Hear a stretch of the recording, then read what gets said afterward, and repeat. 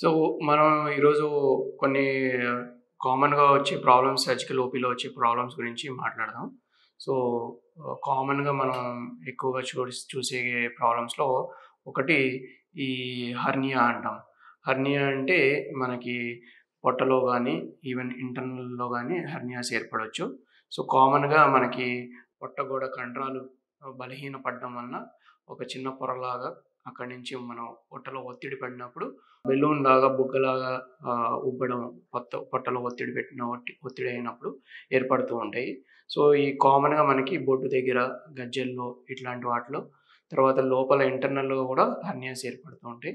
ఈ ఎక్కువ శాతం మనం పెద్ద వయసులోను, ఈవెన్ చిన్న పిల్లల్లోను, మగవారిలోను, ఆడవారిలోను చూడొచ్చు. సో, ఈ హెర్నియాస్ ఏర్పడడానికి కారణాలు కామన్‌గా మనకి కండరాలు వీక్ ఏర్పడడం వలన నార్మల్‌గా అనాటమికల్‌గా కొన్ని కొన్ని ఏరియాస్‌లో కండరాలు పలచగా ఉండడము, తర్వాత కండరాలు ఎక్కడైతే క్రాస్ అవుతాయో అట్లాంటి చోట్ల.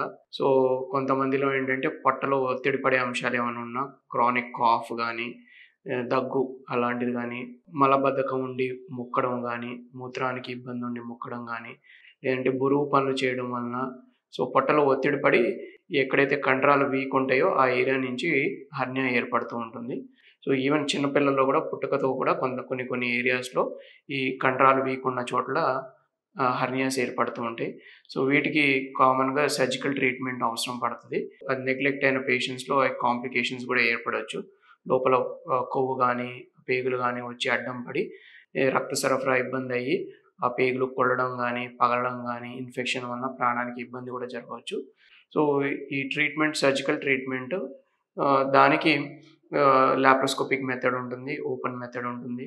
ఈవెన్ రోబోటిక్ మెథడ్ గూడా ఉంటాయండి. దీంట్లో మనకి కండరాలు బలహీనపడడం వలన దానికి అడిషనల్‌గా మనం మెష్ అనేది ఏర్పరుస్తూ ఉంటాం. దానికి అడిషనల్ రీఇన్ఫోర్స్‌మెంట్‌గా. సో, దానికి కొన్ని కొన్ని సమస్యలు గూడా ఉంటాయి. కొన్ని కొన్ని సార్లు ఇన్ఫెక్షన్ అవ్వచ్చు.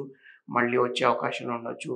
అక్కడ మళ్ళీ అతుక్కోవడాలు, పేగులు గాని, ఏమన్నా గాని, లేదంటే బ్లడ్ క్లాట్స్ ఏర్పడడం గాని, నరాలు ఏమన్నా దాంట్లో మధ్యలో ఇరుక్కున్నప్పుడు నరాలను న్యూరోపతిక్ పెయిన్ ఇలాంటివి కూడా రావచ్చండి.